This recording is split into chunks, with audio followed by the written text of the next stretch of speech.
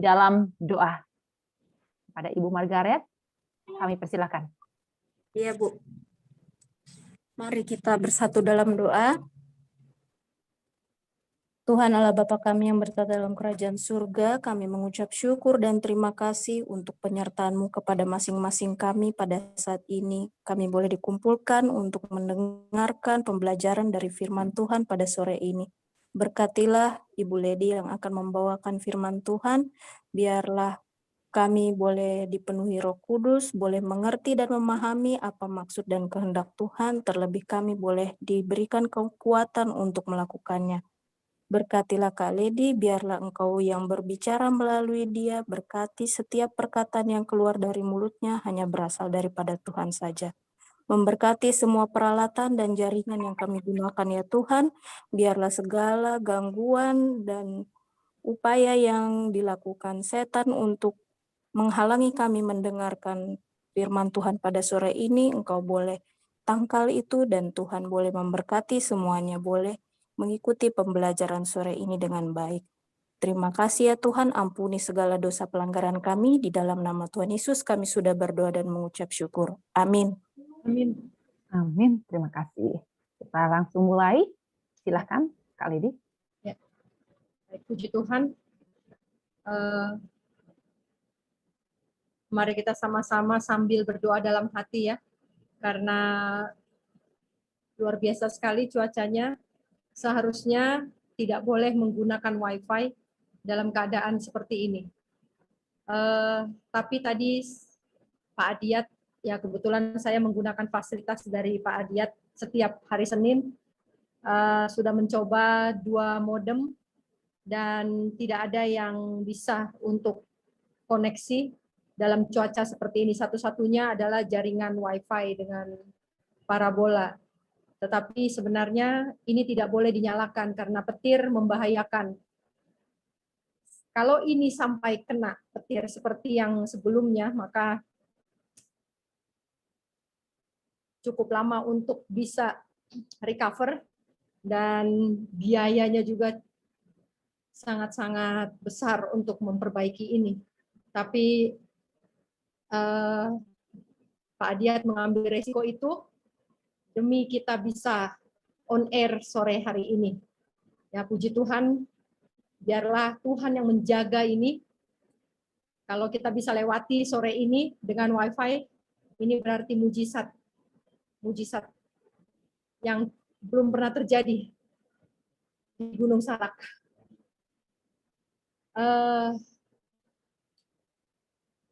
Baik, kita akan coba review pelajaran kita minggu lalu, bagian yang kedua. Ya, ayat inti kita masih sama, yaitu Daniel 1 ayat 8. Daniel berketetapan untuk tidak menajiskan dirinya dengan santapan raja dan dengan anggur yang biasa diminum raja. Kutipan pendukungnya adalah, apa yang kita makan tidak bisa diubah menjadi darah yang sehat, kecuali kualitasnya layak, kecuali makanan itu diolah dengan sederhana dan memiliki kandungan gizi. Bapak, Ibu, saudara-saudara sekalian, sore ini kita sama-sama belajar. Apa yang dibutuhkan oleh tubuh kita? Apa yang dapat diubah menjadi darah yang sehat? Apa yang dapat diserap oleh tubuh kita? Sehingga kita dapat memenuhi kebutuhannya dan tubuh kita dapat dibangun sesuai dengan kehendak Tuhan. Buku yang saya ambil adalah buku pelajaran kesaksian makanan, buku tulisan Roh Nubuat, ditulis oleh hamba Tuhan Ellen G. White. Review pelajaran 1 dan 2. Pada waktu Daniel meminta agar diadakan satu percobaan, probation, selama 10 hari. Pada waktu probation, Daniel meminta agar diberikan sayur untuk dimakan dan air untuk diminum. Dan bukan hanya sayur, tapi juga biji-bijian atau polong-polongan diberikan kepada Daniel. Jadi kutipan ayat ini Dalam bahasa Indonesianya diterjemahkan sayur. Tetapi sebenarnya di dalam bahasa aslinya bukan sayur, melainkan biji-bijian atau polong-polongan. Sama seperti Daniel yang berada dalam masa probation.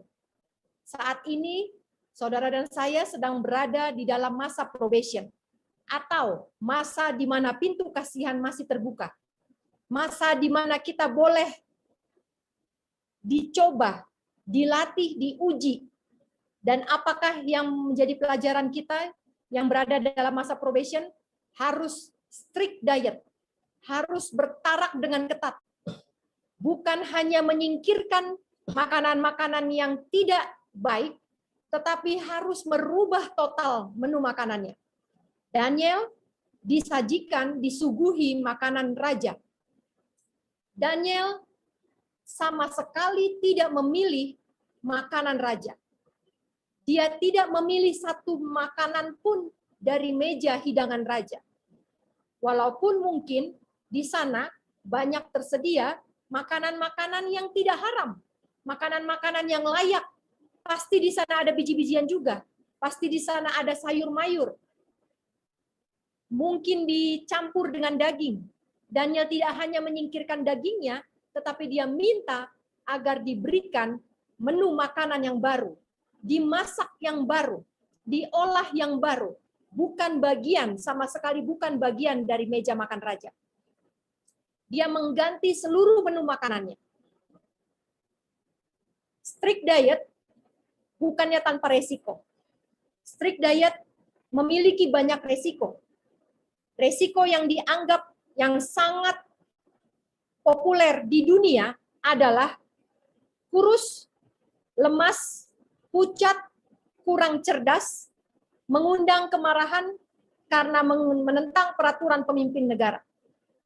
Strict diet juga memiliki resiko di mana orang-orang yang melakukan ini, orang-orang yang mengaplikasikan strict diet akan menjadi seseorang atau tontonan yang aneh bagi dunia. Saudara-saudara,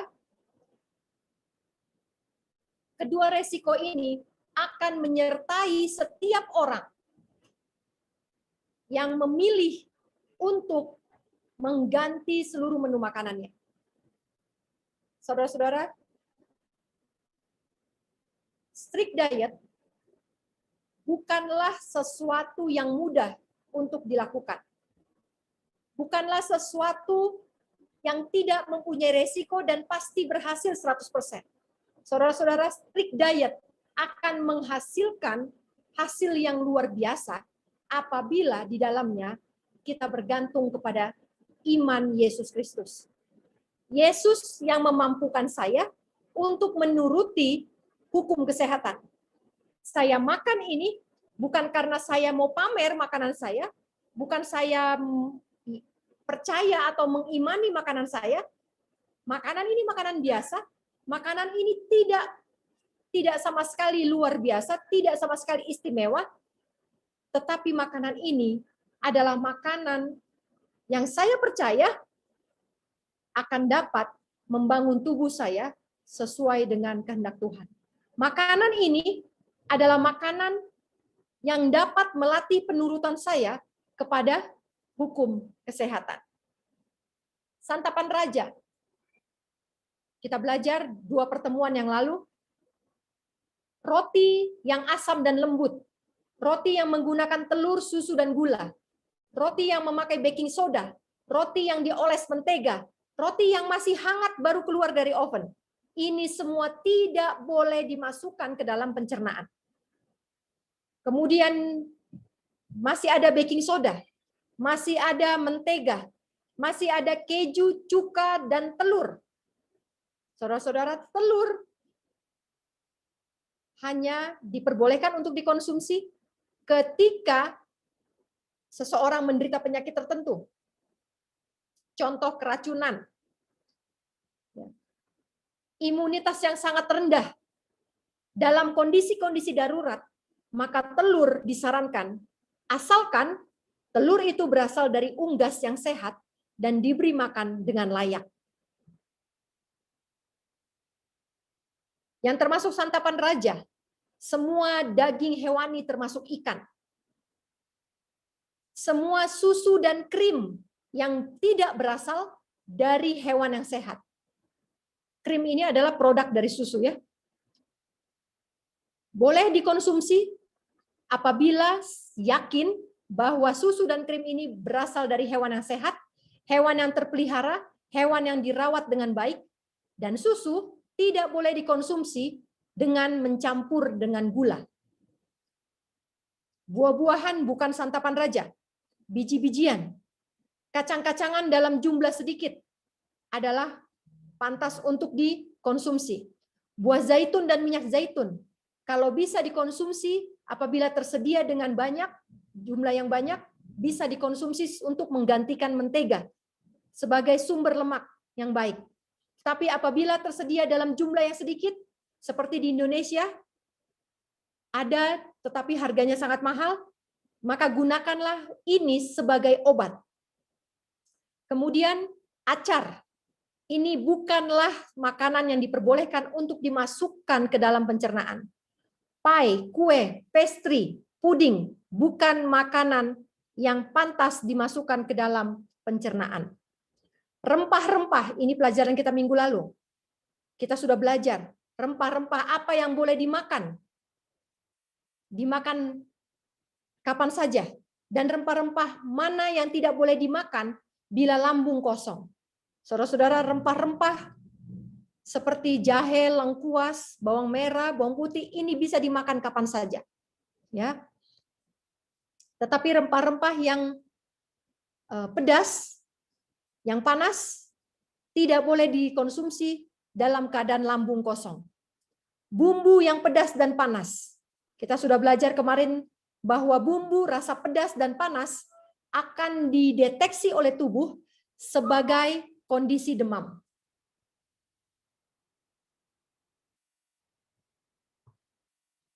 Sebagai kondisi demam. Dan pada saat tubuh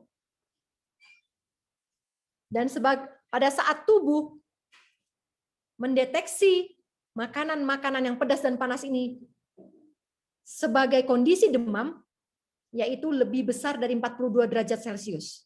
Jadi ketika saya makan pedas dan panas, maka tubuh saya berada dalam kondisi suhu badan seperti di atas 42 derajat Celcius. Maka otak akan memerintahkan cadangan-cadangan air di bawah kulit untuk keluar. Sehingga ketika makan pedas, ya, yang rasa terbakar di dalam mulut, kerongkongan, dan lambung, maka tubuh kita akan mengeluarkan keringat. Ya, sama seperti ketika kita menderita penyakit demam. Ya, ketika kita demam, ketika kita panas atau habis olahraga yang menyebabkan suhu tubuh naik, maka akan keluar keringat untuk mendinginkan. Kemudian garam kita sudah bahas kemarin sedikit, kita akan ulangi sedikit lagi hari ini. Dan soda, baking powder kita akan bahas hari ini. Gula, minuman, teh, kopi, air murni kita akan bahas sore ini. Dan yang terakhir adalah obat-obatan. Baik, saudara-saudara.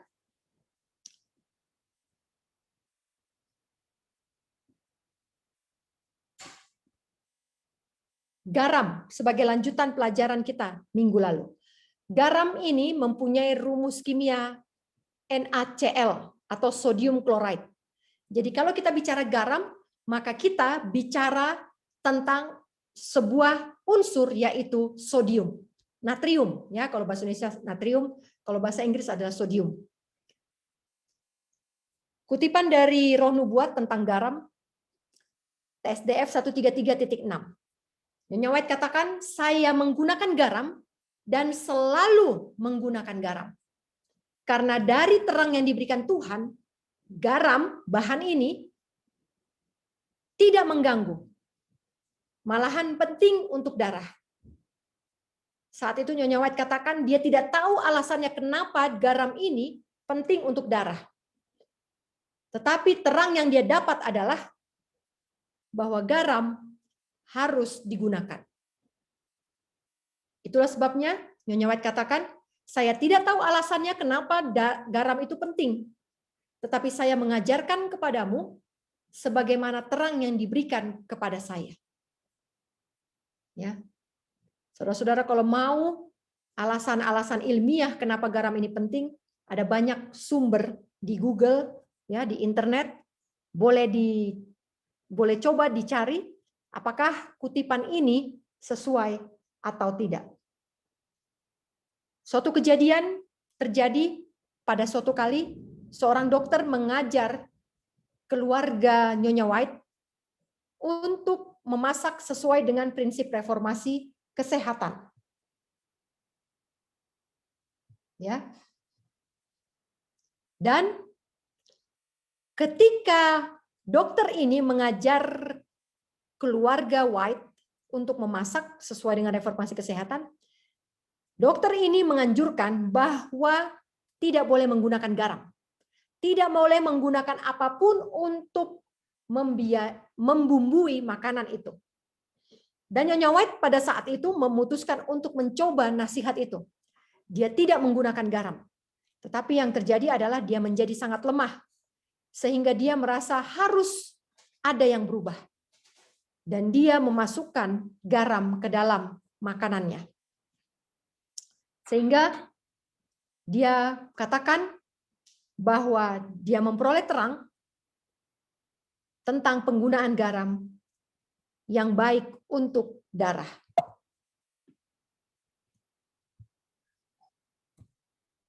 Oke, saudara-saudara, berapa sih penggunaan garam yang cocok sodium? Ya, berapa kebutuhan sodium per hari agar saya bisa hidup sehat? Banyak sekali sumber, banyak sekali parameter yang ada, yang digunakan. Contoh dari Health Canada.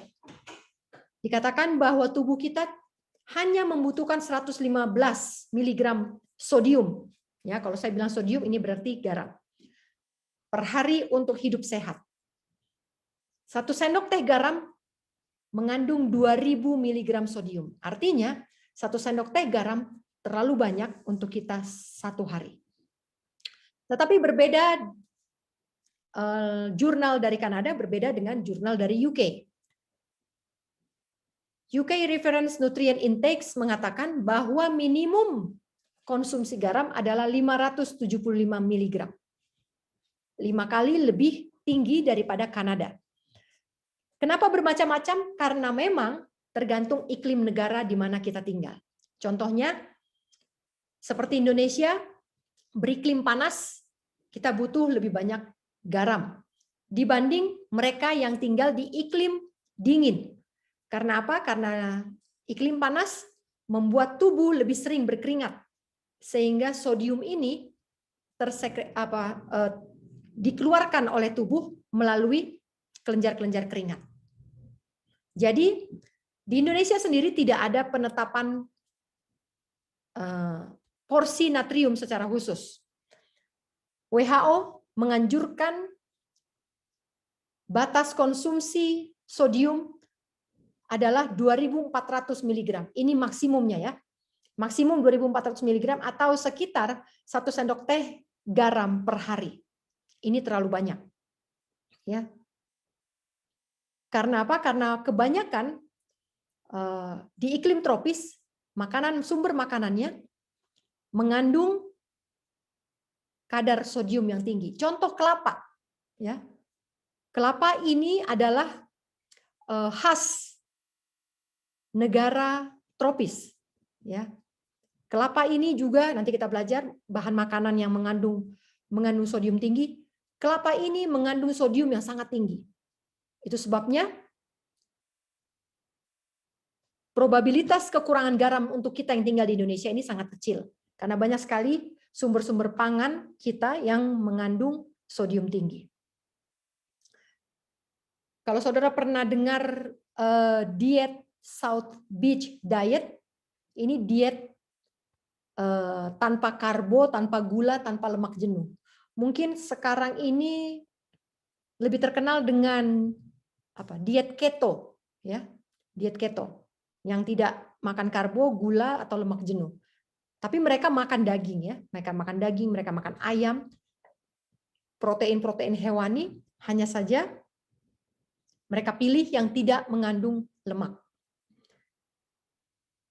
Diet yang seperti ini, diet keto ini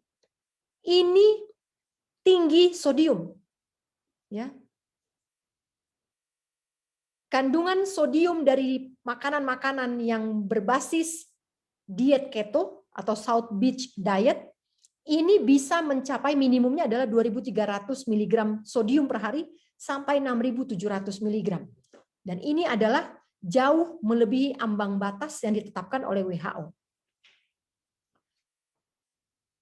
Semakin makanan itu diolah, semakin makanan itu melalui banyak proses dan pengolahan, maka sodiumnya semakin tinggi.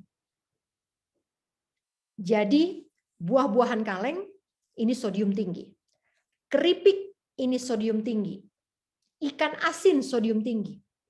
Kecap, saus tomat, penyedap-penyedap rasa baik itu penyedap jamur sekalipun. Keju, yogurt, ini adalah makanan-makanan olahan. Makanan-makanan yang sudah melalui proses, lebih dari satu proses. Artinya apa? Berhubungan dengan kutipan kita. Kalau kita lihat kutipan kita,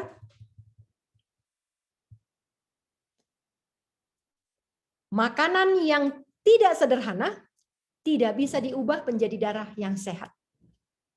Kategori sederhana adalah hanya satu proses, tidak lebih dari satu proses. Saudara-saudara, itu sebabnya kenapa? Kandungan makanan yang mengandung sodium tinggi tidak bisa diubah menjadi darah yang sehat. Tidak bisa diubah menjadi darah yang sehat. Itulah sebabnya semakin banyak bahan makanan diolah, semakin banyak bahan makanan diproses, kandungan sodiumnya semakin tinggi dan semakin tidak dapat diubah menjadi darah yang sehat. Sekarang kita belajar tentang sumber sodium alami. Ya. Apakah memang penggunaan garam itu harus dari garam? Yang kita tahu ya, garam meja, garam dapur, garam Himalayan, dan lain-lain. Karena ini satu-satunya apabila kita tinggal di gunung, inilah alasan satu-satunya kenapa kita harus beli, turun gunung untuk beli. Ini satu-satunya yang tidak bisa ditanam di kebun, tidak bisa dibuat sendiri di rumah. Ini harus dibeli. Nah, ketika nanti jual beli sudah dilarang, apakah saya harus khawatir apabila saya tidak bisa lagi membeli garam? Puji syukur kepada Tuhan bahwa kebutuhan manusia terhadap garam ini sangat rendah. Dan mari kita lihat makanan-makanan yang mengandung sodium secara alami. Ya. Suatu produk makanan dikatakan rendah garam apabila dia mengandung 140 mg sodium di bawah, paling tinggi 140 mg. Kalau rendah garam harus di bawah itu. Per satu kali saji, per saji atau per porsi. Kita belajar jenis sayuran mengandung maksimal 140 mg sodium setiap porsinya. Kecuali sayuran yang sudah diolah dalam kaleng. Ya, seperti misalnya sayuran yang sudah diasinkan, yang sudah diproses dan di-pack di dalam kaleng, ini memiliki kadar sodium yang lebih tinggi. Per setengah cup sayuran olahan, ya, ini mencapai 310 mg. Artinya 2-3 kali lipat kandungan sodiumnya meningkat. Bagaimana dengan alpukat? Alpukat ukuran sedang secara alami mengandung 10 gram sodium. Kacang yang murni, ya, kacang yang murni tanpa olahan garam, ya, yang belum digarami, yang belum dibumbui, ini mengandung 200 mg sodium. Ya, ini artinya dengan biji-bijian pun kita sudah bisa memenuhi kebutuhan sodium kita. Gandum, satu porsi sarapan gandum ini mengandung 300 mg sodium. Satu butir telur mengandung 70 mg sodium. Ini yang tadi saya sebut. Air kelapa, satu gelas kecil 250 cc, ya kalau sebesar air mineral gelas itu, ini sudah mengandung 252 mg sodium. Artinya, kebutuhan sodium kita tanpa garam sudah bisa dipenuhi secara alami oleh makanan-makanan yang sehat. Ya. Berikutnya adalah soda dan baking powder. Ini ibu-ibu paham sekali tentang satu bahan tambahan ini, aditif. Bahan aditif. Seringkali digunakan untuk membuat roti, biskuit, kue-kue, dan lain sebagainya. Ya. Penggunaan soda atau baking powder adalah berbahaya dan tidak perlu. Soda akan menyebabkan peradangan lambung dan sering meracuni seluruh tubuh. Ibu-ibu yang berpikir bahwa tidak bisa membuat roti enak tanpa soda, ini adalah sebuah kesalahan. Kalau mau belajar, kalau mau susah payah belajar, maka kita bisa menghasilkan makanan-makanan, roti yang lebih sehat. Tentu saja yang bagi selera yang masih alami, roti itu akan lebih enak tanpa soda atau baking powder. Biskuit yang difermentasi dalam suhu panas dan ditambah soda atau baking powder tidak boleh muncul di atas meja makan kita. Baking powder, soda, baking soda tidak layak untuk masuk ke dalam pencernaan. Roti yang difermentasi dalam suhu yang panas, mau itu roti gandum, mau itu roti gluten free, kalau itu difermentasi dalam suhu yang panas, itu juga sulit dicerna.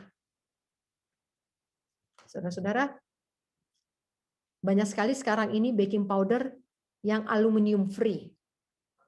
Ya.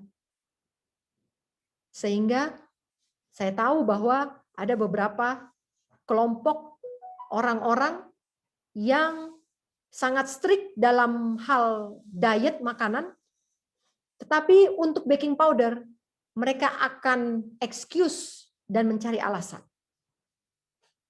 Ya, kenapa saya bilang mencari alasan? Ya itu tadi saya bilang. Dengan alasan, oh ini baking powder saya vegan, oh ini baking powder saya alami, oh ini baking powder saya aluminium free. Kalau sudah dibilang tidak perlu pakai, kenapa tidak percaya saja? Ya.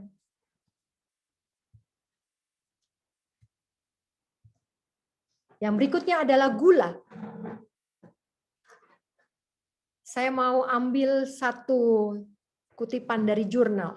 Ya. Seringkali orang menyalahkan kolesterol. Ketika ada keluhan di jantung. Oh, ini karena kolesterol. Oh, kolesterol baik, kolesterol jahat. Kolesterol itu tidak ada yang jahat. Kolesterol itu bukan musuh, tetapi kolesterol adalah teman kita. Saudara tahu vitamin D tidak akan bisa menjadi makanan tulang, ya, untuk menguatkan tulang kita kalau tidak ada kolesterol. Vitamin D tidak akan bisa menaikkan imunitas kita kalau tidak ada kolesterol. Karena bahan dasar yang dibakar oleh matahari, bahan dasarnya adalah untuk menghasilkan vitamin D, ini adalah kolesterol. Kolesterol ini sangat perlu untuk memperbaiki sel yang rusak. Lalu kenapa kolesterol tinggi dihubungkan dengan jantung? Masalah utamanya adalah gula. Gula ini ada berbagai bentuk, tetapi yang mau saya bahas sekarang ini adalah fruktosa dengan glukosa. Kalau kita cek gula darah, ini glukosa yang dicek. Glukosa adalah gula darah. Sementara fruktosa adalah gula buah. Ya. Kita bedakan ini istilahnya gula buah dengan gula darah. Fruktosa adalah pengendali gula darah. Sementara glukosa adalah sumber energi. Fruktosa rasanya lebih manis daripada glukosa. Ya. Fruktosa dikandung oleh makanan-makanan yang alami seperti buah, sayuran, kemudian madu mentah, rohani, ini mengandung fruktosa. Dan ketika di usus, fruktosa ini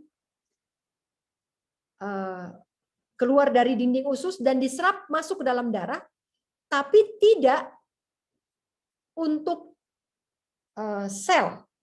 Fruktosa ini, gula buah ini, dibawa dari usus ke hati. Dibawa dari usus ke hati. Untuk apa? Untuk dicerna di sana. Ya, dicerna.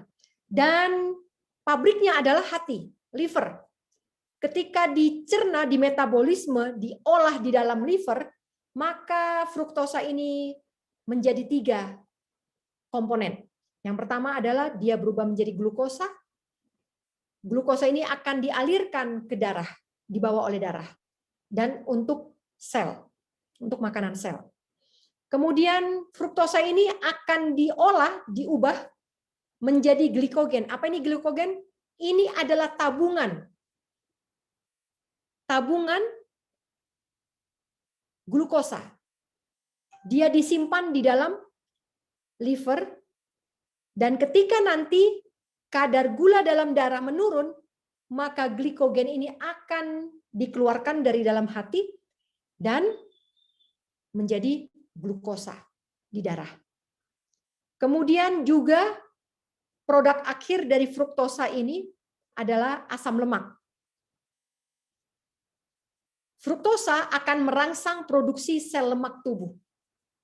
Itu sebabnya fruktosa juga bisa mengakibatkan lemak bertambah, lemak tubuh bertambah. Fruktosa tidak butuh insulin. Ya.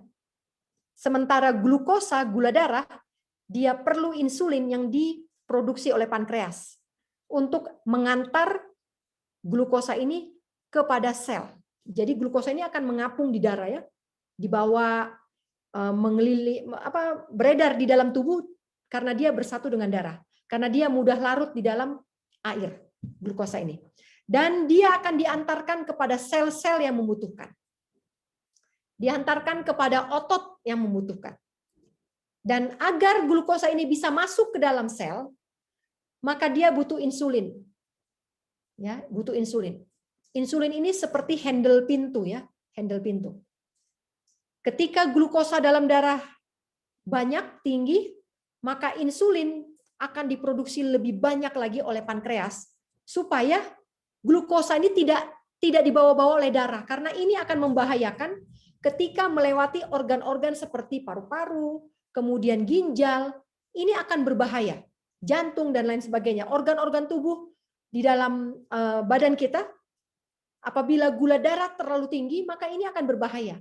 Maka supaya gula darah ini tidak mengapung-apung, ya istilahnya, ya, ngapung-ngapung di dalam darah kita, maka insulin diproduksi lebih banyak oleh pankreas supaya masuk ke sel. Masuk ke sel. Glukosa banyak terdapat dalam makanan yang diproses. Contoh, beras. Beras tidak mengandung glukosa, tetapi nasi, karena beras yang diproses menjadi nasi, maka nasi mengandung glukosa tinggi. Singkong tidak mengandung glukosa. Kentang tidak mengandung glukosa, tapi kentang yang diolah, singkong yang diolah, ya, karbohidrat ini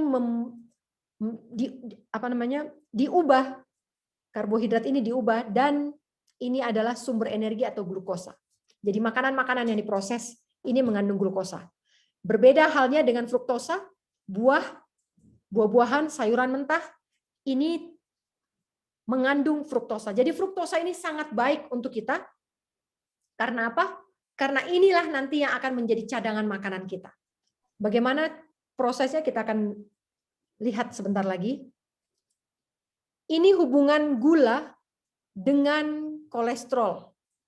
Ini adalah di sebelah kiri Bapak Ibu di layar, yang sebelah kiri ini adalah pembuluh darah yang bersih dan sehat. Ya, lihat dindingnya, dinding pembuluh darah ini mulus. Ini yang butiran-butiran ini adalah sel darah merah. Sel darah merah mengalir di dalam pembuluh darah. Kita lihat lapisan endoteliumnya. Endotelium ini adalah lapisan tipis di pembuluh darah. Ini mulus, ya. Beda halnya dengan yang sebelah kanan. Lihat lapisan endoteliumnya ini sudah greges. Inilah yang akan terjadi apabila darah Bapak, Ibu, dan saya mengandung banyak glukosa. Ingat tadi gula darah ya. Gula darah bila tidak cepat masuk ke dalam sel, maka dia akan membuat lapisan dinding pembuluh darah ini menjadi inflamasi atau lecet-lecet ya istilahnya ya. Lecet-lecet. Lihat ini. Sehingga apa yang terjadi? Nah, ini tadi. Yang paling atas ini gambar pembuluh darah yang normal. Ketika lecet, pembuluh darah itu lecet, lihat ini yang kuning. Yang paling atas sebelah kanan. Dia luka. Ketika luka, maka kolesterol akan dikerahkan. Jadi kolesterol itu, yang tadi saya bilang kolesterol itu baik untuk memperbaiki sel yang rusak. Inilah dia. Ketika ada sel yang rusak, ada sel yang lecet, ada sel yang inflamasi meradang, maka kolesterol akan dikirimkan ke daerah ini untuk menutup luka itu dan memperbaiki luka itu agar sembuh. Jadi istilahnya kolesterol ini adalah Hansaplast ya. Hansaplast. Kalau ada luka ditutup dengan Hansaplast. Masalahnya adalah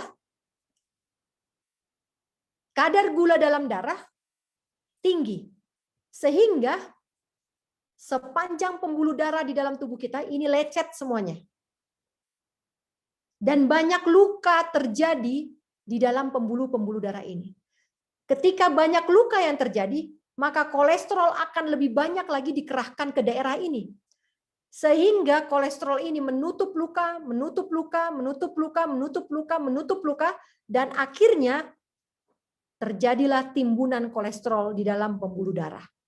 Sehingga pembuluh darah yang tadinya seperti yang di atas ini menjadi lebih sempit oleh karena kolesterol yang menumpuk. Sehingga akhirnya tersumbat. Maka ketika dicek, apa yang jadi? Oh, sudah penyumbatan pembuluh darah 90%.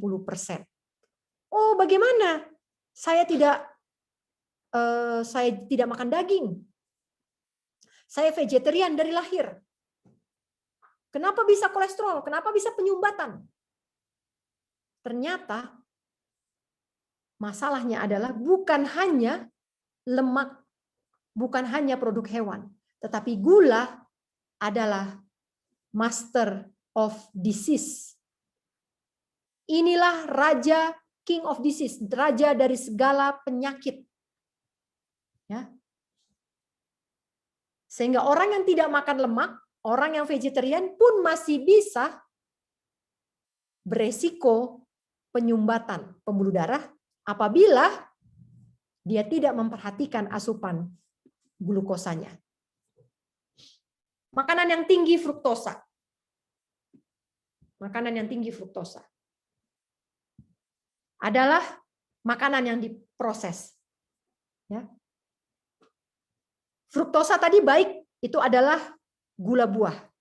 Tetapi fruktosa pun tidak boleh terlalu banyak.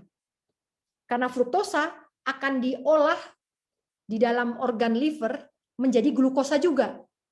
Itu sebabnya kalau fruktosanya terlalu tinggi, maka hasil olahannya, yaitu glukosa, juga akan tinggi. Kalau glukosanya tinggi, maka kejadiannya akan terjadi sama seperti ini, gambar ini. Itu sebabnya fruktosa juga harus dipantau. Kalau saudara-saudara makan makanan yang alami, makanan buah-buahan, sayuran alami yang proses sederhana, yang saya maksud ya, proses sederhana, bahkan mentah, tidak akan mungkin terjadi kelebihan fruktosa. Itu tadi kita bahas sebelumnya ya. Bagaimana sayuran yang mentah fruktosanya tidak sampai 140 mg. Sodiumnya tadi ya, 140 mg. Tetapi ketika diolah, maka sodiumnya menjadi apa?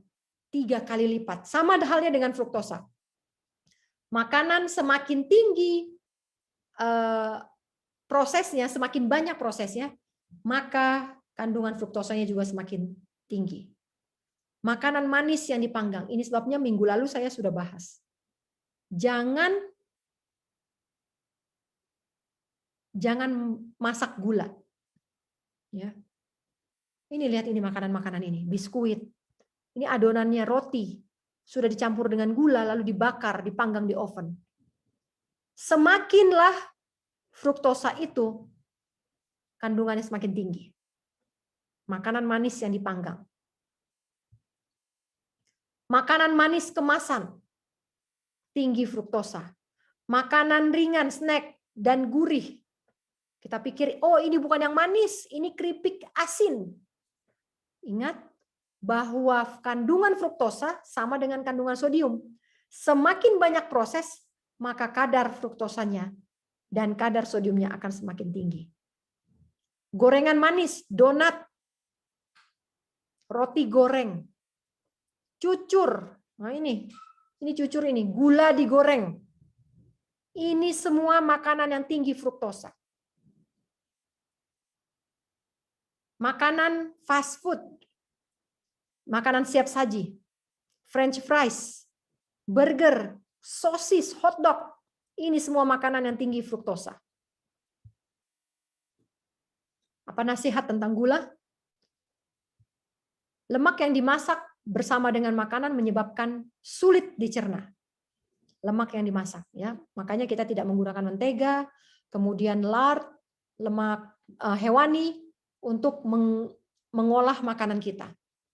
Apalagi minggu lalu saya udah kasih tahu pada saat kita membahas tentang mentega.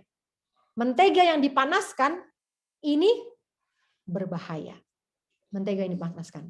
Kenapa berbahaya? Ini nasihatnya. Sulit dicerna.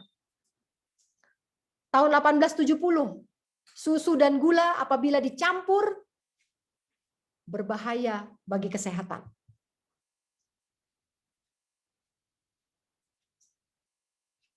Lebih baik makan daging daripada susu campur gula. Asalkan dagingnya jelas diketahui berada dalam kondisi yang sehat dan dipelihara dalam kondisi kandang yang sehat. Ya. Dagingnya itu jauh lebih baik dimakan daripada susu dan campur gula. Susu campur gula ini membuat pekerjaan mesin tubuh terhambat. Biji-bijian dan buah-buahan tidak boleh disajikan dengan lemak.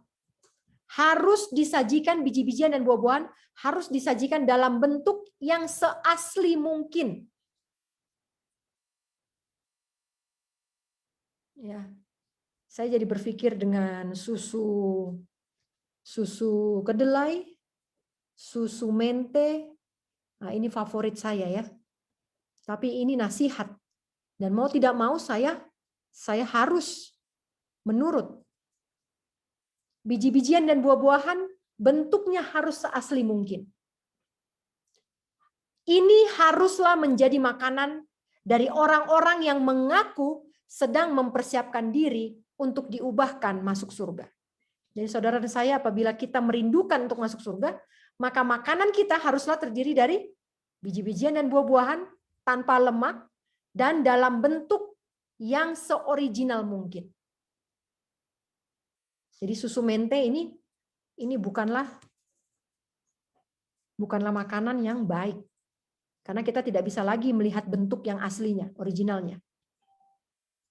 Jus juga dimakan, diminum, ini bukanlah makanan yang baik. Smoothies, dikatakan bentuknya harus seoriginal mungkin. Bukan rasanya ya, tapi bentuk ya. Dan buah-buahan yang paling baik adalah dimakan, dikunyah. Saudara-saudara, bagaimana dengan penggunaan smoothies dan jus? Ini disarankan ketika dalam kondisi sakit. Ketika dalam kondisi sakit, maka pencernaan harus beristirahat. Pencernaan harus diistirahatkan. Dengan demikian, maka makanan-makanan yang disajikan diusahakan dalam bentuk cair supaya tidak perlu dicerna terlalu lama dan bisa langsung diserap oleh usus dan dialirkan melalui darah. Saudara, kalau masih sehat, kalau masih bisa mengunyah, tidak perlu makan smoothies dan jus. Makan buah-buahan dalam bentuk yang seasli mungkin. 1 Korintus 6 ayat 12. Ini ayat yang biasa kita dengar. Segala sesuatu halal bagiku, tapi bukan semuanya berguna. Segala sesuatu halal bagiku, tetapi aku tidak membiarkan diriku diperhamba oleh suatu apapun. Saudara-saudara, garam halal, ya halal. Bahkan Nyonya White juga katakan dia menggunakan garam selalu. Tetapi kalau saya makan tidak pakai garam, dan selera makan saya menurun, dan saya tidak selera, dan saya tidak mau makan, dan porsi makanan saya menjadi sedikit, dan akhirnya saya kurang makan, maka ini artinya saya diperhamba oleh garam.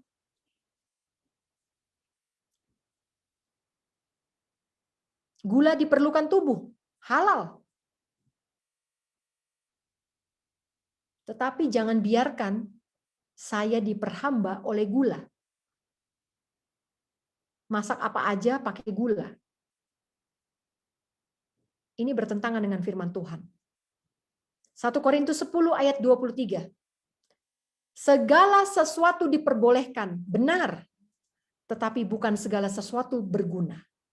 Segala sesuatu diperbolehkan, benar, tapi bukan segala sesuatu membangun. Saudara-saudara,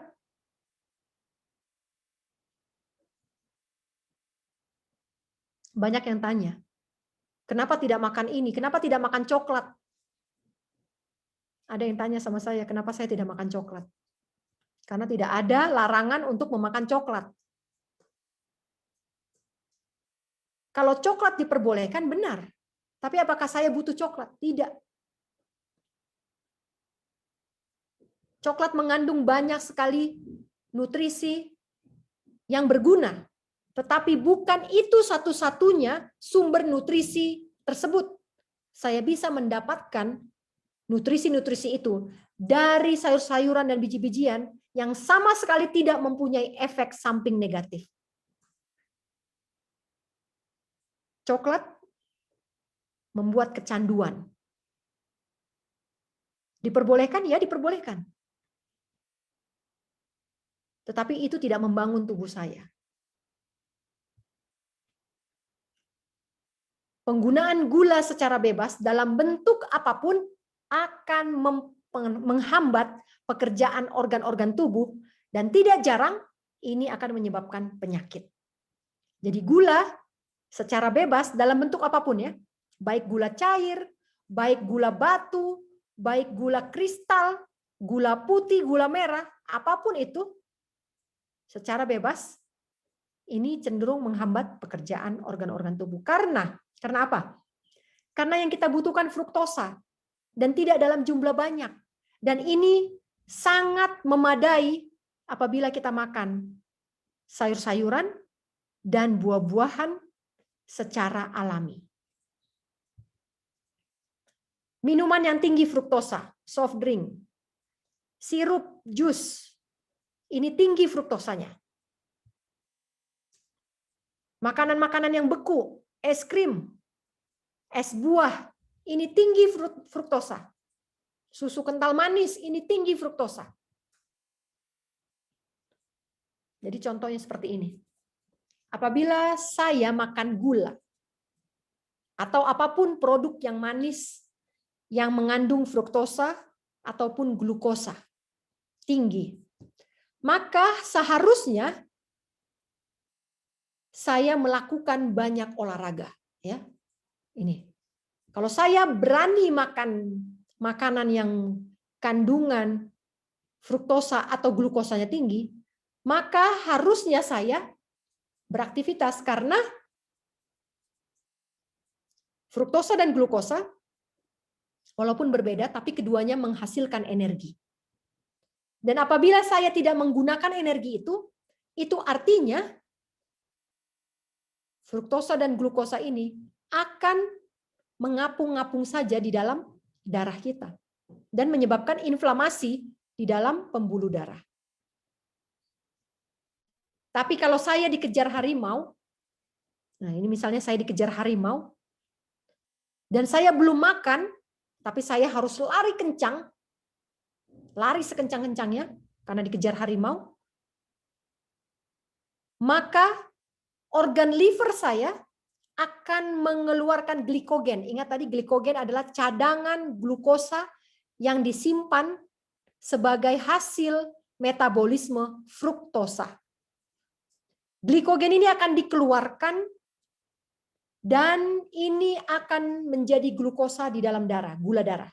Sehingga saya walaupun tidak makan, saya masih bisa lari. Glikogen ini juga dikeluarkan ketika saudara puasa. Kenapa saya tidak makan 1 hari, tetapi saya masih kuat berdiri? Saya masih bisa jalan.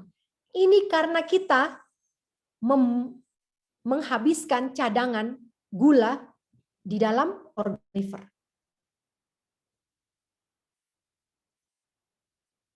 Ingat tadi bahwa kandungan glukosa yang banyak di dalam tubuh menyebabkan penyakit.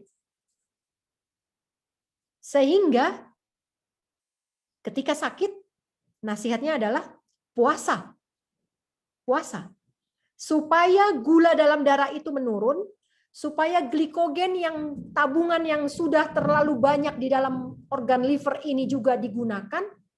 Saudara, kalau terlalu banyak simpan glikogen dalam hati, di liver, maka liver ini juga akan terlalu berat kerjanya. Maka glukosa, gula darah digunakan, glikogen dikeluarkan, dihabiskan, maka tubuh akan kinerja organ-organ tubuh akan kembali normal lagi. Ingat tadi, yang menghambat kinerja organ-organ tubuh adalah kadar gula yang terlalu tinggi di dalam tubuh. Mesin tubuh itu akan terhambat kerjanya. Itu sebabnya penyakit terjadi. Maka kebalikannya, kalau sakit jangan makan makanan yang mengandung glukosa, tetapi makanlah makanan yang mengandung fruktosa alami, buah, sayuran, biji-bijian. Ya. Yang berikutnya adalah minuman. Teh dan kopi. Kita sudah belajar ya, ini sebagai orang Advent kita sudah tahu bahwa teh dan kopi efeknya sama seperti makanan atau minuman-minuman yang memabukkan. Minuman beralkohol, tembakau, apple cider vinegar, ya, cuka apel, kemudian anggur fermentasi, ini sama semua efeknya dengan teh kopi. Melalui penggunaan perangsang-perangsang ini, seluruh sistem tubuh akan menderita. Organ liver, hati tidak sehat bekerja. Kualitas dan sirkulasi darah terpengaruh. Ini tadi yang saya sebutkan ya. Pikiran juga, mental juga akan dirugikan. Otak tidak bisa bekerja sebagaimana mestinya. Otak akan menjadi lebih lemah dan tidak mampu untuk beraktivitas. Ketika teh dan kopi ini diminum, seakan-akan seolah-olah saya ini sedang on, sedang energik. Tetapi sebenarnya kita sedang memaksa pikiran, sedang memaksa mesin tubuh ini untuk bekerja ketika waktunya sudah harus istirahat. Sehingga apa? Sehingga mengambil cadangan-cadangan atau tabungan-tabungan yang disimpan di dalam tubuh untuk bekal di masa yang akan datang. Tetapi ini semua dihabiskan dengan meminum teh dan kopi.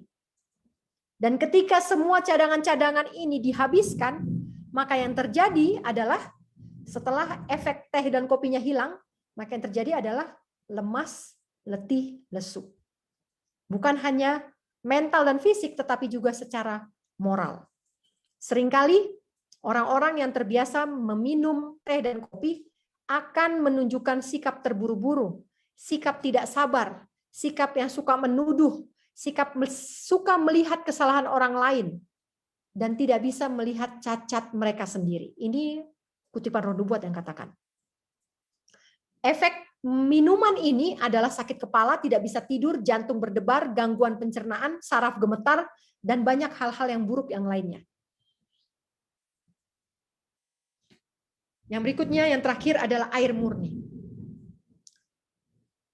Bagaimana cara kita untuk meminum air murni ini? Saudara-saudara, ketika makan, makanan ini tidak boleh langsung ditelan. Dan ketika makan, tidak boleh minum. Dalam jam makan tidak boleh minum. Bagaimana cara makan yang baik? Makanlah perlahan, kunyahlah perlahan agar air liur bercampur dengan makanan itu.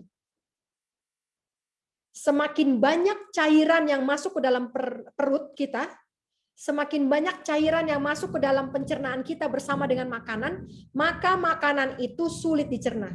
Jadi saudara-saudara, yang masih suka kasih makan anaknya nasi pakai sup, banjir airnya, ini sedang membunuh anaknya perlahan-lahan.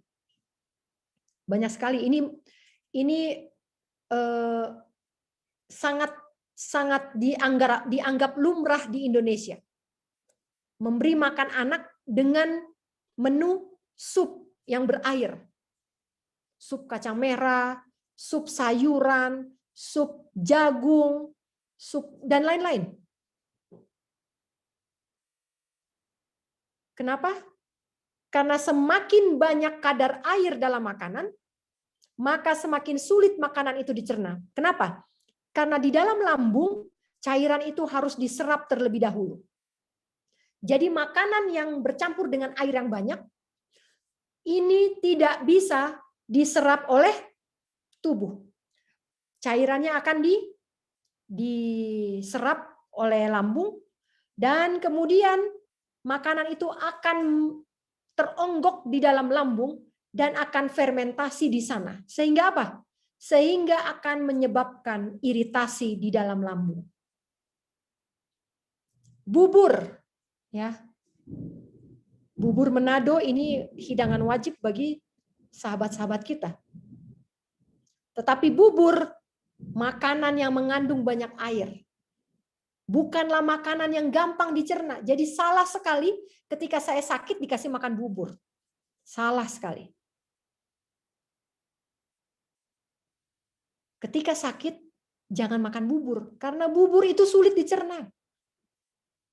2 kali kerja organ pencernaan apabila kita makan bubur. Kemudian, minum air dingin di jam makan.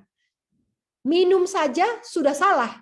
Apalagi kalau minumnya adalah air es, air dingin. Kenapa? Air yang dingin akan mengurangi aliran kelenjar ludah, produksi air liur. Semakin dingin air, semakin melukai pencernaan.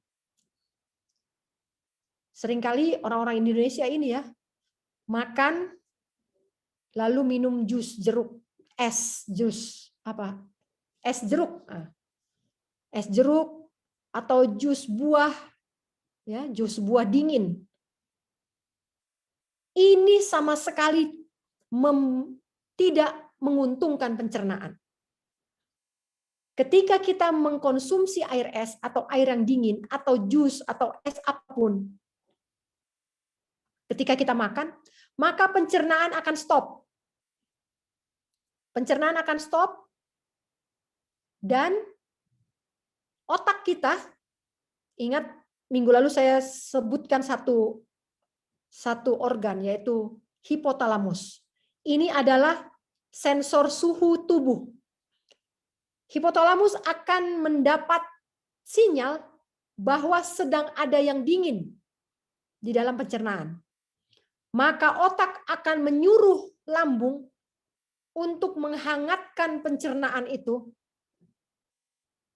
dan kemudian baru melanjutkan lagi pekerjaannya untuk mencerna makanan. Jadi air yang dingin, air es jus buah, apapun itu yang dingin, diminum ketika makan, ini akan stop, menghentikan seluruh organ pencernaan. Dan tubuh harus kerja ekstra, ya, untuk menghangatkan makanan itu, pencernaan yang sudah jadi dingin itu, dihangatkan lagi, baru bisa bekerja kembali. Jadi 2 kali kerja, itu sebabnya otak melemah karena terlalu lelah. Pekerjaan pencernaan terlalu berat sehingga organ-organ ini juga melemah. Minuman yang panas. Jadi minum di dalam jam makan, mau dingin mau panas, ini juga tidak disarankan. Kalau dingin ini akan menghentikan organ pencernaan, kalau panas ini akan melemahkan. Ya. Melemahkan organ pencernaan karena dia harus mendinginkan dulu air itu.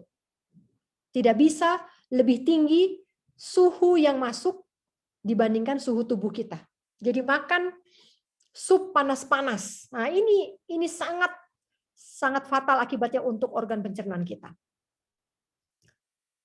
Nasihatnya adalah jangan makan banyak garam. Jangan makan acar-acar botolan, jangan makan bumbu-bumbu pedas. Kalau bisa, makanlah buah bersama dengan makanan, asalkan tidak dicampur dengan sayuran. Jadi tidak apa-apa makan buah. Ya, makan buah.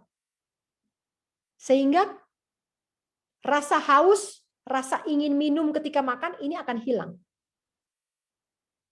Tetapi bagaimana caranya? Saya kalau lagi makan suka haus tiba-tiba atau seret ditelan.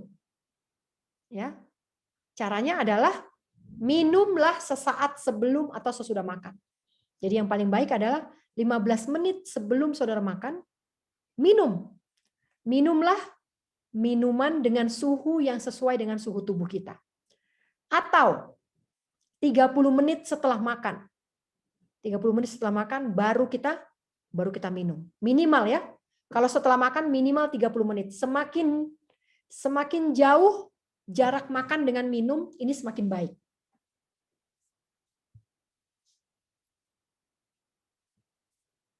Yang terakhir adalah obat-obatan. Ya. Obat-obatan sesuatu yang Tuhan tidak inginkan untuk dimasukkan ke dalam tubuh kita. Nasihatnya ada di dalam 2 Selected Messages volume yang kedua, pasal yang ke-28. Jangan gunakan obat yang menimbulkan efek buruk setelah digunakan. Contoh, anti radang, Dexa, Hexilon ini marak sekali digunakan, bahkan ini dijual bebas. Ya bisa beli tanpa resep dokter ini. Ada orang yang WA saya, dia sakit radang tenggorokan. Saya anjurkan pengobatan alami dengan hidroterapi, kompres di leher. Tetapi kemudian besoknya Orang ini WA saya lagi dengan dikatakan bahwa sekarang keluhannya bertambah. Kemarin hanya radang tenggorokan, sekarang dia rasa mual, mau muntah, dan gangguan lambung. Saya pikir kenapa? Saya tanya, apakah dipakai hidroterapinya? Iya. Tapi kenapa gejalanya bertambah? Ternyata orang ini tidak hanya menggunakan natural remedies. Jadi nasihat yang saya kasih dilakukan, dia bikin kompres di leher, tetapi obat kimia juga diminum. Dia minum Dexa. Dan akibatnya apa? Lambungnya terganggu, asam lambung meningkat, rasa mual, dan akhirnya bukan hanya radang, tapi dia sekarang sudah tidak bisa makan lagi. Ya. Obat-obatan yang seperti ini jangan pernah digunakan. Karena menimbulkan efek buruk setelah digunakan. Painkiller anti nyeri. Beberapa kasus dalam operasi, pasca operasi, ini harus diberikan untuk mengurangi gejala-gejala atau sindrom pasca operasi, pasca bedah. Tetapi bukannya tanpa akibat. Painkiller ini dikonsumsi oleh pasien.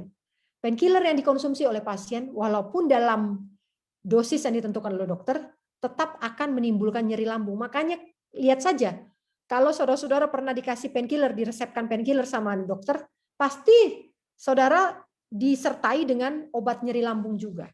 Pasti ada, sebelum minum obat ini, makan dulu ya Bu. Nah sebelum makan, minum dulu obat lambung. Baru makan, biasa, baru minum painkillernya. Kenapa? Ini semua adalah cara yang digunakan untuk mengurangi, bukan menghilangkan, tapi mengurangi efek buruk setelah menggunakan obat-obat ini.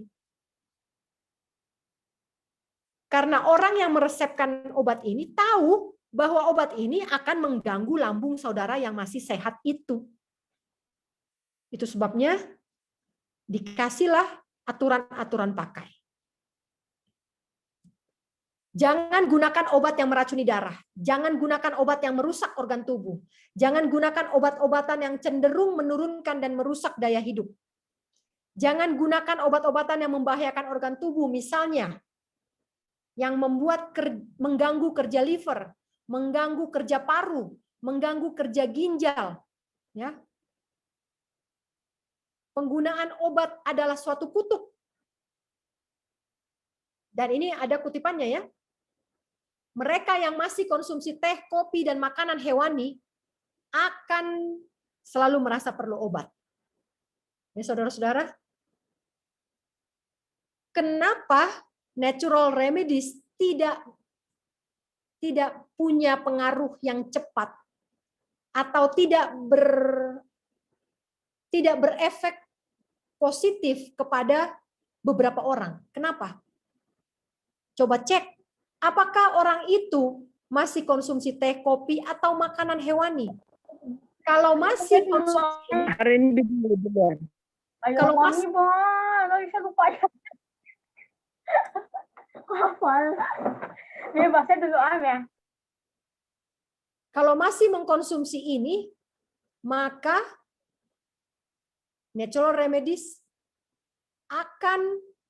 tidak akan membawa efek pengaruh kepada pasien. Coba tinggalkan dulu makanan-makanan ini. Ya. Selalu akan memerlukan obat kimia kalau masih mengkonsumsi teh, kopi, dan makanan hewani. Akan tetapi banyak yang bisa sembuh tanpa sebutir obat pun kalau mereka menuruti hukum kesehatan. Ya, hukum kesehatan 33 ya. Jangan minum teh, jangan minum kopi, jangan konsumsi makanan hewani, makan dengan interval waktu yang teratur, makan 2 kali sehari, bumbu-bumbu dijauhkan, rempah-rempah yang membuat kondisi tubuh demam ini juga dijauhkan. Kalau ini dituruti, maka natural remedies akan lebih powerful. Jadi saudara-saudara, saya sudah buktikan beberapa ya, ini ya. orang yang masih konsumsi, yang masih belum turut cara hidup hukum kesehatan, prinsip reformasi kesehatan, sulit sembuh dengan natural remedies. Kalaupun harus menggunakan obat-obatan, berusahalah untuk mencari penggantinya. Ya, berusahalah untuk mencari pengganti dari obat-obatan kimia itu. Obat keras jangan digunakan. Ini biasanya ditulis ya di dalam kemasannya, obat keras. Ya. Nah, kalau ada tulisan yang seperti ini, saudara jangan abaikan ini. Jangan pernah gunakan obat itu.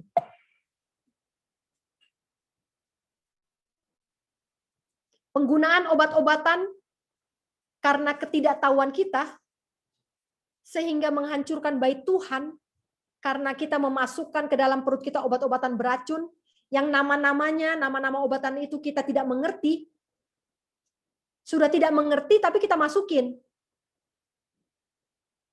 Karena nggak tahu. Ini kesalahan ini tidak dimaafkan. Ya. Kalau saya tidak tahu obat apa yang diresepkan, kalau saya tidak tahu apa kandungan obat ini, kalau saya tidak tahu apa kontraindikasi dari obat-obatan ini, tetapi saya tetap masukkan ini ke dalam tubuh saya, maka itu artinya saya tetap berdosa. Dan ini tidak dimaafkan. Karena tidak tahu lalu dimaafkan, bukan. Ya. Kalau tidak tahu jangan diambil. Tolak. Kalau tidak tahu apa isinya dan apa akibatnya dan apa efek yang dibawa. Yang paling ideal adalah stop menggunakan obat-obatan kimia. Lalu kalau saya tidak gunakan obat kimia, apa yang harus saya gunakan ketika saya sakit? Selected Messages volume 2 pasal yang ke-29. Gunakan setiap fasilitas penyembuhan yang Tuhan sediakan untuk membantu tubuh dalam proses penyembuhan. Gunakan apa saja yang ada di dalam jangkauan kita. Kita cuma punya air, gunakan air. Ya, contoh Raja Hizkia, dia gunakan tapel buah ara untuk bisul. Tapi saya yang hidup di gunung, saya tidak punya buah ara. Saya tidak bisa tanam buah ara karena ini adalah tanaman dataran rendah. Maka saya tidak diharuskan untuk tapel buah ara untuk bisul. Saya bisa gunakan daun pegagan kalau ada penyakit bisul. Daun pegagan ini tumbuh subur di daerah dataran tinggi. Bahkan rumput pun kita injak-injak, ini adalah daun pegagan. Ini bisa kita gunakan sebagai tapel untuk mengobati bisul. Artinya apa? Kalau tapel buah ara berhasil digunakan untuk Raja Hizkia, bukan berarti saya yang di gunung pun harus mati-matian untuk cari buah ara yang pasti harganya sangat mahal. Jadi gunakanlah apa saja yang ada di dalam jangkauan kita. Ada banyak metode penyembuhan, namun hanya satu yang berkenan kepada Tuhan, yaitu natural remedies atau pengobatan alami. Gunakanlah pengobatan yang paling sederhana. Gunakanlah pengobatan yang paling murah. Saudara jangan pusing kalau nggak punya mesin juicer. Ya, mesin juicer itu kan mahal. Untuk beberapa orang tidak sanggup untuk mengadakan mesin juicer. Untuk membuat jus ketika pengobatan, ketika detox. Saudara detox yang paling tinggi, ya, yang level paling tinggi adalah detox dengan tanpa makan, hanya dengan minum air putih. Ini juga detox namanya. Hanya dengan minum air putih ini juga detox. Detox itu bukan hanya dengan jus. Saudara-saudara yang tidak bisa membeli mesin jus, gunakanlah metode yang paling sederhana. Itu sebabnya saya tidak pernah menyarankan pengobatan dengan jus. Saya harus tahu dulu kondisi seseorang. Ya. Ketika di kampung di sini dengan orang-orang yang ada di sekitar sini, mereka tidak punya mesin juicer. Saya tidak bisa ketika mereka sakit, saya tidak bisa sarankan, oh Bapak harus minum jus pisang. Oh Bapak harus bikin smoothies. Saya tidak bisa bilang seperti itu. Maka cara yang paling banyak kami gunakan di sini adalah hidroterapi. Karena ini adalah cara yang paling sederhana, paling murah, dan semua orang punya air pasti. Jadi, apakah remedies yang bisa kita gunakan? Hidroterapi, tapel hangat, kompres dingin atau panas, herbal sederhana. Sederhana artinya herbal yang banyak tersedia di sekitar kita. Seperti yang saya sebutkan tadi. Tidak usah cari buah ara kalau saudara tinggal di gunung atau di Indonesia. Karena ini adalah buah-buahan yang jarang dan harganya pun mahal kalaupun ada. Bisa juga dengan arang aktif. Ya, arang aktif, tapel arang. Bisa tambah flaxseed. Tapi kalau flaxseed pun harus membeli dan tidak tumbuh, maka ini juga bukanlah sesuatu yang disarankan. Kalau ada boleh digunakan. Tapel ara, kalau ada boleh digunakan.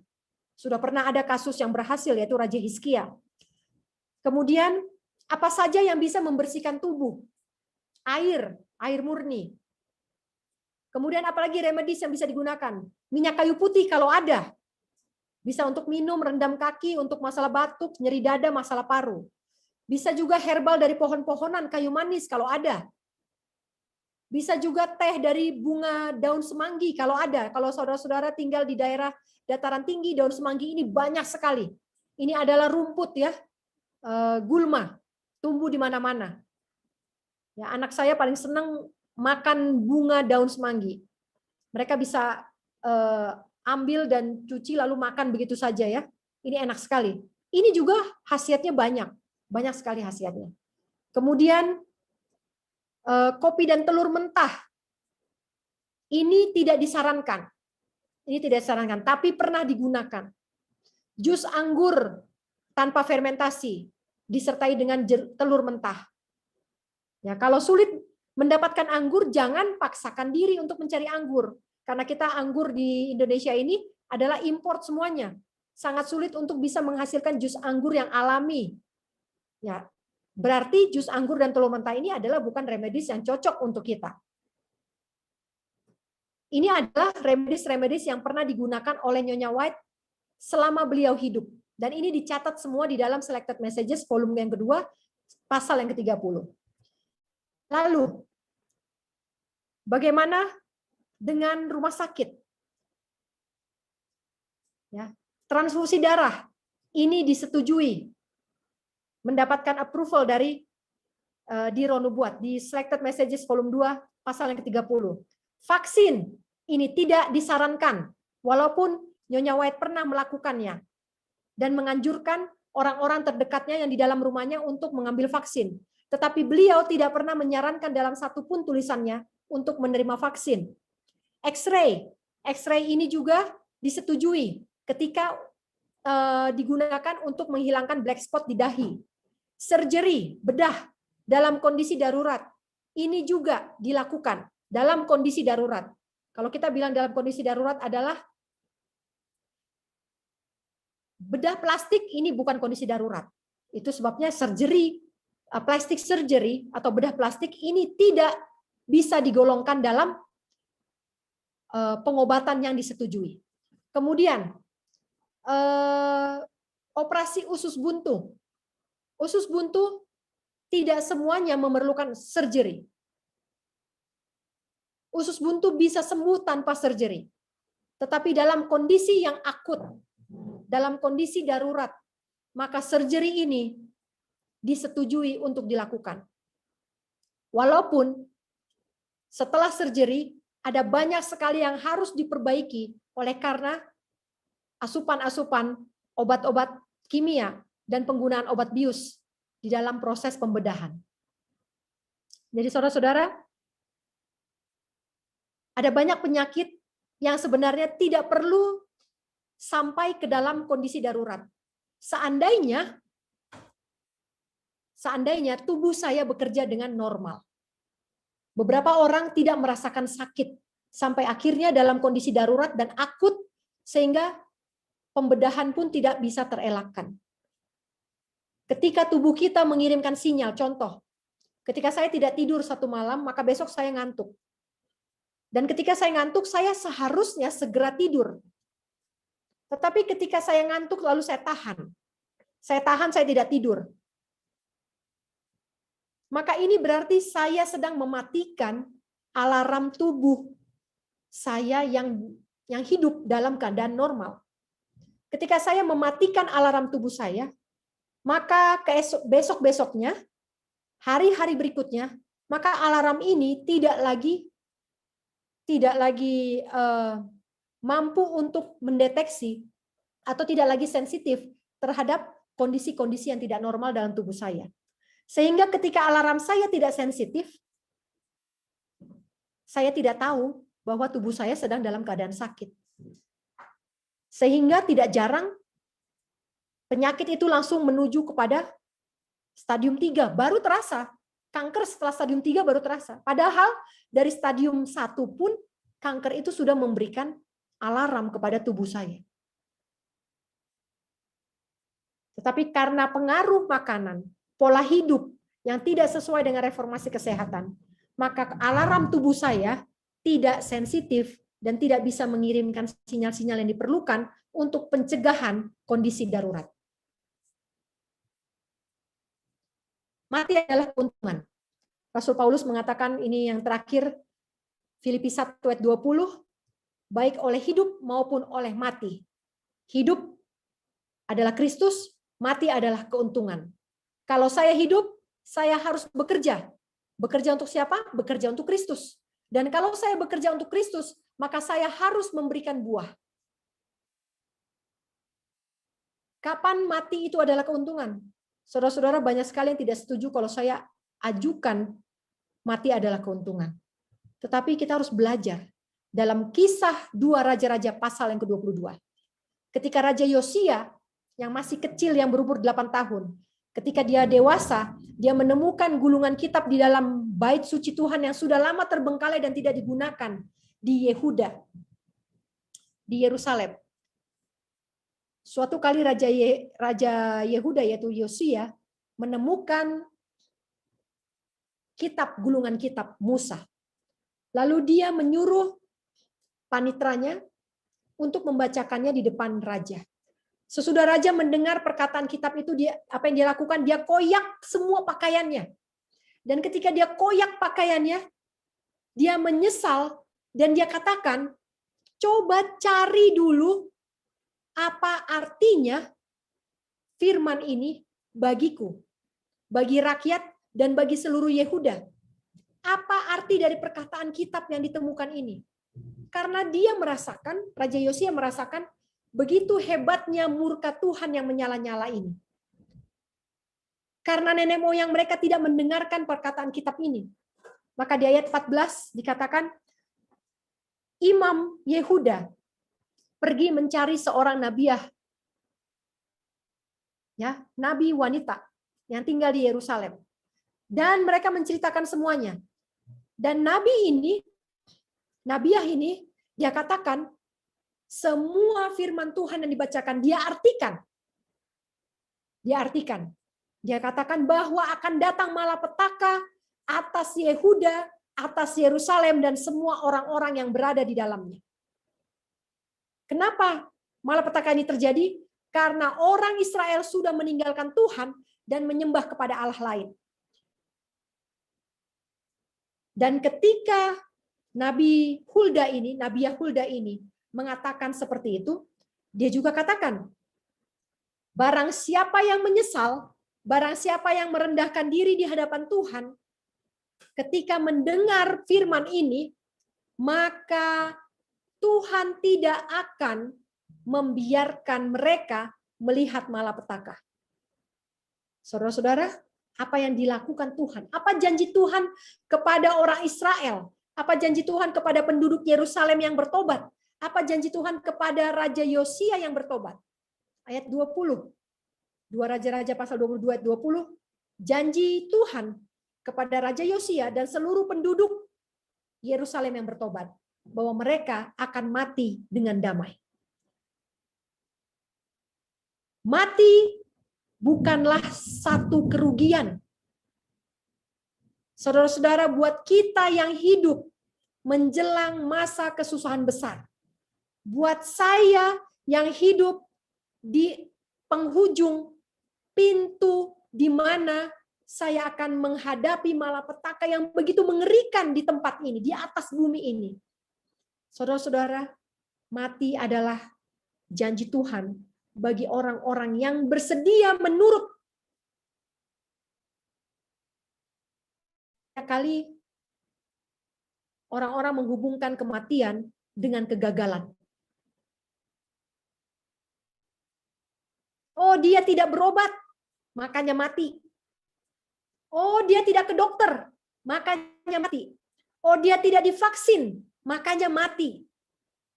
Saudara-saudara, hentikan pemikiran seperti ini. Saudara, kita tidak tahu masalah apa yang ada di hadapan kita.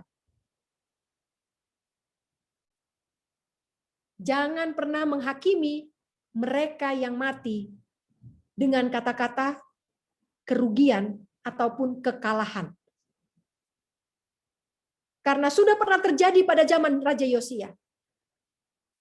Ketika Tuhan menutup pintu kasihan buat Yerusalem. Pintu kasihan, probation ditutup ketika Raja Yosia. Raja Yosia adalah, zaman Raja Yosia adalah panggilan terakhir untuk Yerusalem bertobat. Dan siapa yang bertobat, maka mereka akan mati dengan damai. Mereka tidak akan melihat malapetaka yang begitu mengerikan yang didatangkan Tuhan atas Yerusalem. Di mana ibu-ibu menggoreng anaknya sendiri, memotong anaknya sendiri, memakan anaknya sendiri, di mana orang-orang kelaparan sampai memakan kotoran ternak dan sampai minum air kencing kuda, ini tidak lagi dilihat oleh mereka yang bertobat. Mereka tidak akan melihat keturunan-keturunan mereka yang keras kepala, yang keras tengkuk itu menderita sampai mati. Saudara-saudaraku, tidak selamanya mati itu adalah kekalahan. Saya melihat banyak kematian tahun ini.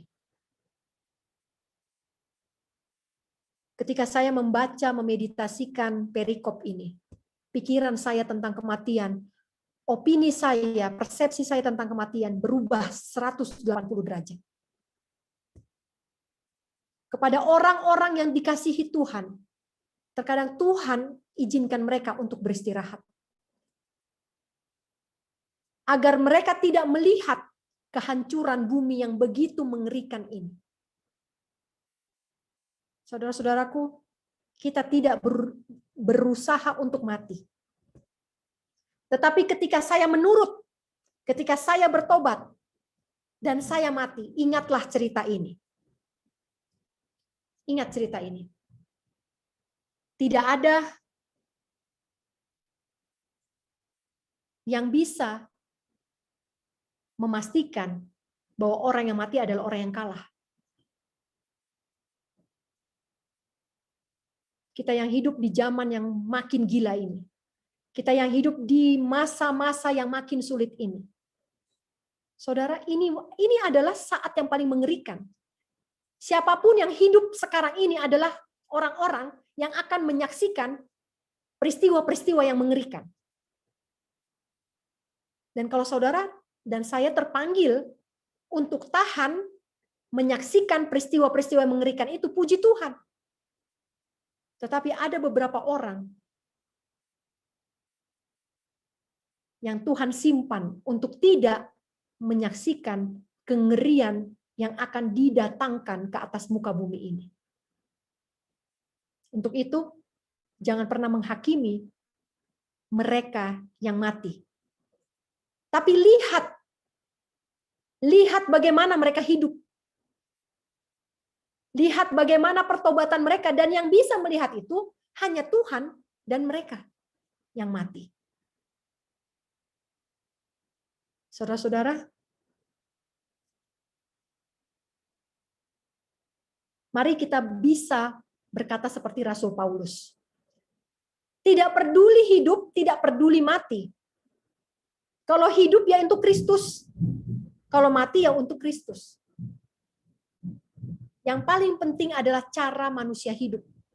Apakah saya sudah menurut waktu saya hidup? Atau tidak?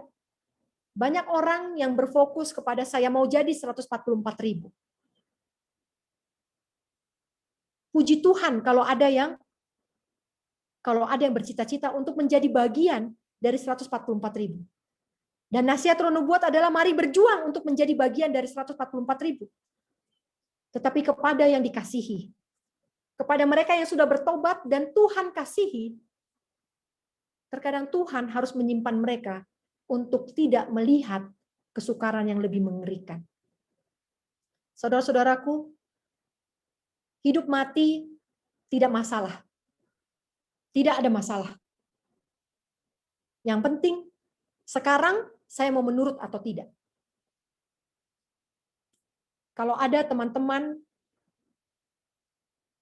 satu orang mungkin yang mau bersaksi tentang bagaimana berjuang untuk menurut hukum kesehatan. Saya punya waktu 5 menit. Kalau ada satu orang mungkin yang sudah memutuskan untuk bertobat, yang sudah memutuskan untuk mencoba menurut prinsip-prinsip reformasi kesehatan. Apa ada yang mau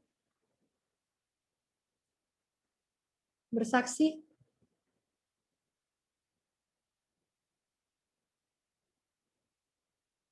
Selamat tinggal smoothies. Ya. Kalau masih sehat, kenapa harus makan smoothies?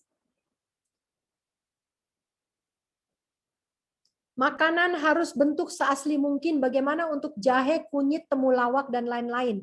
Bagaimana cara mengolahnya. Oke, ini adalah rempah. Ya, rempah. Oke. Yang paling bagus adalah rempah ini kita makan dan kita kunyah.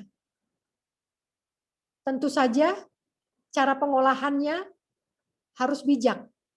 Ya, karena ada beberapa contoh seperti lengkuas ini terlalu keras. Ya, terlalu keras. Dan kemudian lengkuas ini hanya untuk aromatik. Jadi kalau untuk aromatik, rempah-rempah yang untuk aromatik kita tidak perlu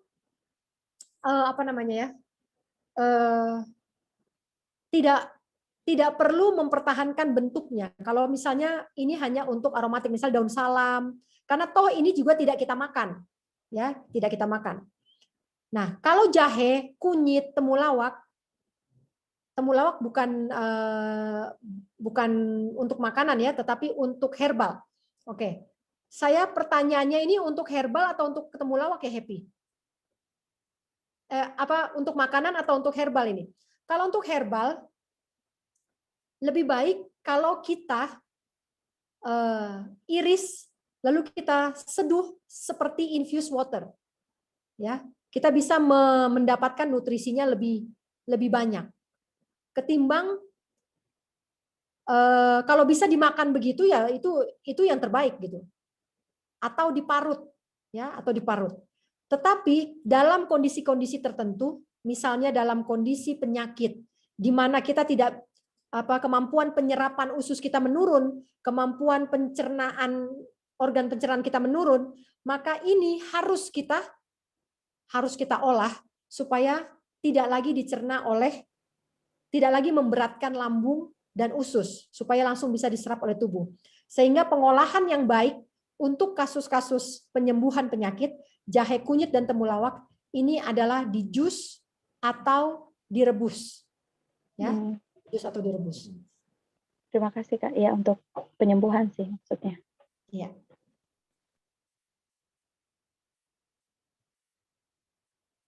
Oke. Apakah kandungan asli minyak kayu putih? Sebab banyak sangat minyak kayu putih yang ada dijual. Oh iya. Ya, memang Ibu Noraida Janir, banyak kayu putih yang ada di luar. Itu sebabnya tadi saya kasih ini adalah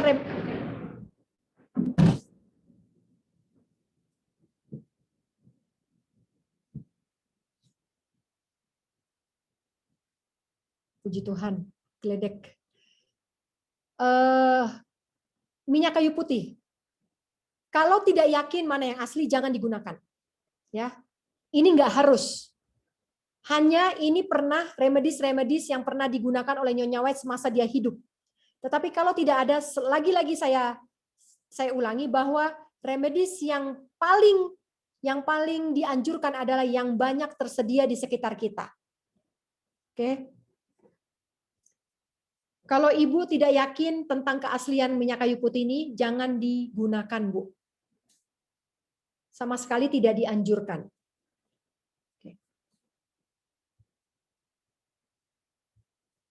Oke, ada pertanyaan yang lain? Atau ada teman-teman yang sudah pernah dalam 2 minggu ini selama kita membahas tentang reformasi kesehatan, apakah ada saudara-saudara yang berjuang? Boleh diceritakan 3-5 menit, singkat. Apa saja? Nggak mungkin belum kesemuanya dituruti, atau mungkin satu yang sudah pernah dilakukan. Ini ada kesaksian merasa berdosa karena bekerja di klinik Advent tapi masih memberikan obat-obatan kimia. Sudah berusaha untuk tidak memberikan obat kimia kepada keluarga. Tapi jadi beban juga karena bekerja di klinik di mana kita sebenarnya sudah mengetahui bahwa obat-obatan kimia tidak dianjurkan, ya. Berdoa. Tuhan pasti akan lepaskan.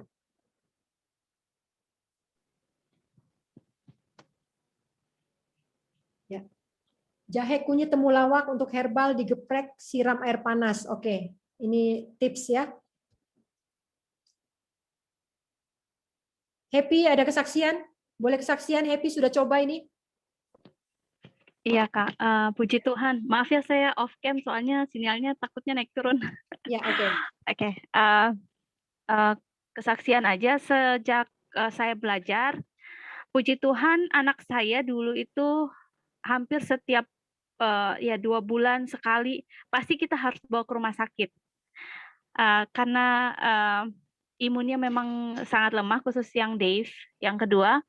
Tapi puji Tuhan setelah belajar dan dirubah ya, memang makanan daging memang selama ini saya memang sudah vegetarian, tapi masih ada telur. Tapi kemudian anak juga masih seperti itu. Tapi yang saya lihat sangat drastis adalah kami nggak pernah lagi ke rumah sakit sudah 2 tahun. Puji Tuhan. Sudah 2 tahun tidak pernah bawa anak ke rumah sakit. Kalaupun demam, saya pernah tanyakan ke Kak Ledi, ini gimana? Kemudian yang skin to skin, itu yang paling ini. Terus habis itu dengan hidroterapi, kemudian juga dengan minyak zaitun yang diolesi sampai dia menyerap ke tubuh. Dan dibuat seperti itu, puji Tuhan selama ini tidak perlulah kami ke rumah sakit. Padahal sebelum belajar dan berusaha untuk menurut, hampir setiap bulan atau paling jauh itu 2 bulan.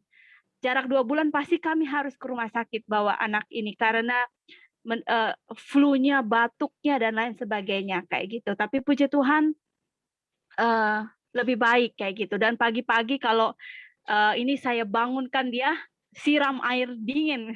Saya ingat Kak Ledi bilang sampaikan siram air dingin dia biar mau dia menjerit 10 gayung saya kasih dia, dan puji Tuhan walaupun misalnya kami di Bandung juga sama dibuat seperti itu, dan puji Tuhan imunnya lebih baik. Itu saja kesaksiannya. Terima kasih. Puji Tuhan, Happy. Seperti yang dituliskan oleh Nyonya White, kalau sudah hidup menurut reformasi kesehatan, maka simple remedies akan sangat manjur. Ya. Jadi kalau lama manjurnya, ini berarti masih banyak yang perlu dirubah. Jadi saudara-saudara, kalau mau gampang sembuh, natural remedy, reformasi kesehatan bukan berarti kita tidak pernah sakit. Ya. Tetapi ketika saya sakit, maka mudah sembuh. Hanya minum air, hanya rendam kaki, langsung sembuh. Hanya mandi, guyur badan, bisa sembuh. inilah keuntungan dari reformasi kesehatan, ya. Jadi jangan berprasangka, oh saya sudah reformasi, saya sudah tidak makan daging, tapi masih sakit juga. Nah, ya bukan, untuk penyakit itu adalah upah dosa. Ini nggak mungkin bisa kita elakkan.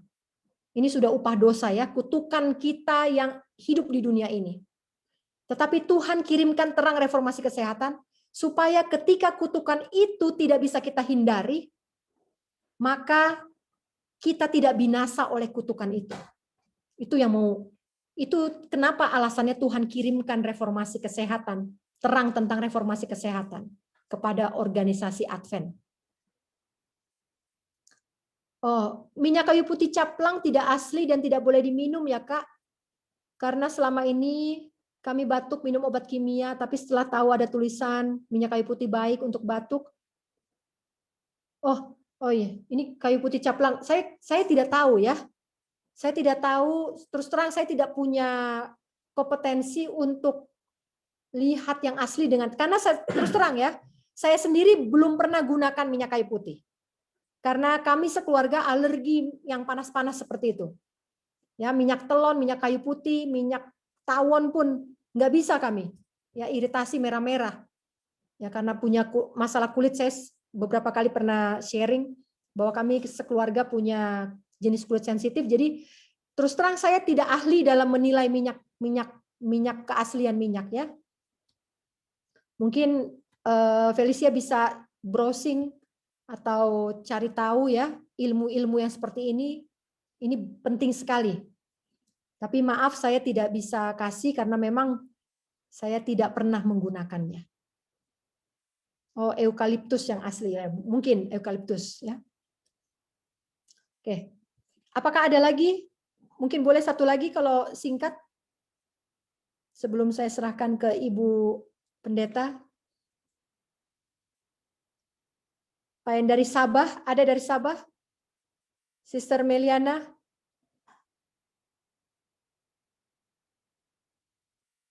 Kak Lady, tadi ada yang bertanya, tapi bertanyanya jawabnya ke saya. Oh gitu, oke. Bagaimana dengan vaksin? Gimana dong, galau gitu. Oh, vaksin. Ya, tadi saya sudah sempat sebutkan. Vaksin tidak dianjurkan. Vaksin adalah salah satu remedis yang tidak di-approve. Ya. Walaupun Nyonya White menerima vaksin pada waktu itu, ya, ada bukti-buktinya jelas bahwa dia mengakui kesehatan yang menurun setelah divaksin. Tapi tidak dalam satupun tulisan-tulisannya dia menganjurkan untuk vaksin. Ya. Oke. Vera, anak saya sulit mengeluarkan dahak dari tenggorokan. Perhatikan dahaknya bertambah kalau konsumsi makanan digoreng dan pedas. Adakah herbal alami? Sekali lagi, kalau sudah tahu kenapa sakit, nah penyebabnya di stop dulu. Kalau sudah tahu batuk karena makanan digoreng dan pedas, ini memang melanggar hukum kesehatan. Artinya gorengannya dan pedas-pedasnya di stop dulu. Pasti langsung sembuh. Ya, jadi jangan tanyakan herbal. Ya, oke, penyebabnya sudah di stop. Nah, kalau sudah di stop, maka batuknya pasti berkurang. Kalau belum berkurang juga, satu yang bisa saya kasih adalah hidroterapi. Ini yang paling mudah ya. Kenapa saya selalu kasih hidroterapi? Karena kita ini di sini ada beberapa negara ini, ada dari Malaysia, ada dari Eropa, ada dari India, ada dari Australia, Indonesia, 5 negara. Saya tidak mungkin kasih sesuatu yang tidak bisa diterapkan di tempat-tempat lain. Tetapi kalau hidroterapi, asal masih ada air, masih bisa diaplikasikan. Jadi untuk dahak, oke, malam sebelum tidur, ibu ambil satu kain yang tipis, lalu basahi dengan air dari keran biasa ya, air keran biasa. Basahi, kemudian peras kencang, peras sekencang-kencangnya sampai tidak ada lagi air yang menetes. Kemudian balur di tutupi di leher. Ya, balut di leher 1 lapis saja. Kemudian ambil kain yang kedua yang lebih lebar, gulung, lalu dalam keadaan kering, kain yang kedua harus kering, lalu tutupi kain yang basah tadi. Biarkan 1 malaman sampai besok pagi.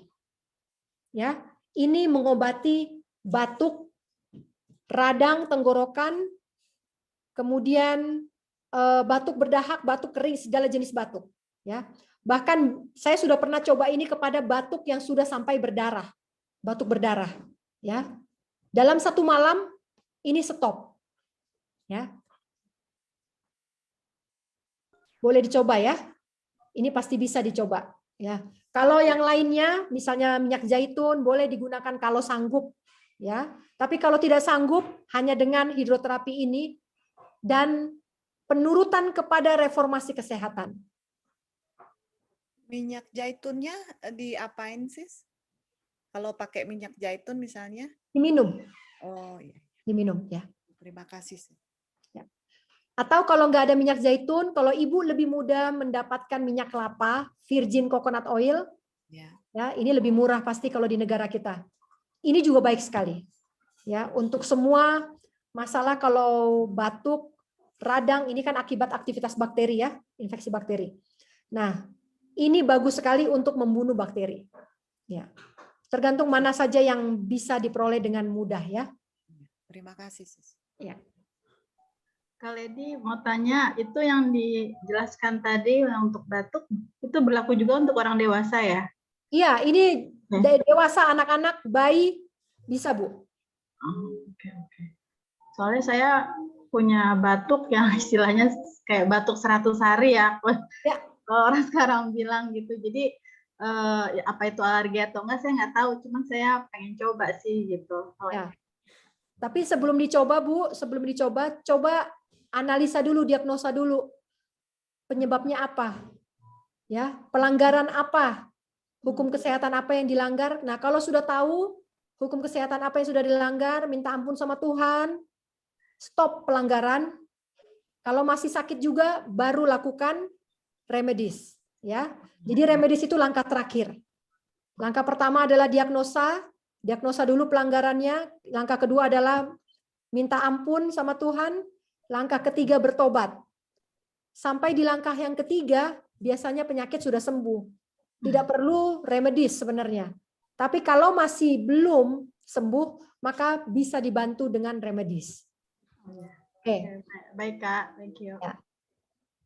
Sesi khusus untuk hidroterapi. Oke. Ada yang minta sesi khusus untuk hidroterapi. Ini agak berat nih Happy. Nanti mungkin kalau kita ke Bandung ya Happy ya. Di rumah Opa mungkin ya kita bisa. Siap Kak, siap Kak. Ya, biar sama-sama Opa, sama Beauty nanti. Oke Kak. Berapa banyakkah takaran minum VCO dan minyak zaitunnya dan berapa kali sehari? Oke. VCO dan minyak zaitun dikonsumsi paling banyak 3 sendok makan 1 hari. Diatur aja, berapa kalinya itu diatur aja. Ya, apakah mau dibikin 3 sendok makan jadi 2 kali minum? Apakah mau dibikin 3 sendok makan jadi 1 kali minum atau 2 kali minum, terserah. Tapi saran saya adalah jangan 1 kali minum 3 sendok makan karena bisa terjadi seperti efek pencahar perut ya. Artinya tiba-tiba langsung diare ya. Jadi saran saya adalah 3 sendok makan VCO itu paling tidak 2 kali sehari, diminum 2 kali sehari. Ada lagi? Oke, kita masih punya waktu 3 menit. Kalau ada satu kesaksian, boleh pergumulan yang sudah dimenangkan ya. Jadi kalau kita bersaksi, jangan saksikan pergumulan yang belum kita menangkan. Ini melemahkan orang. Jadi pergumulan yang sudah kita menangkan, ini boleh di-share. Tapi kalau belum bisa dimenangkan, ya kita menangkan dulu. Bergumul dulu untuk menang.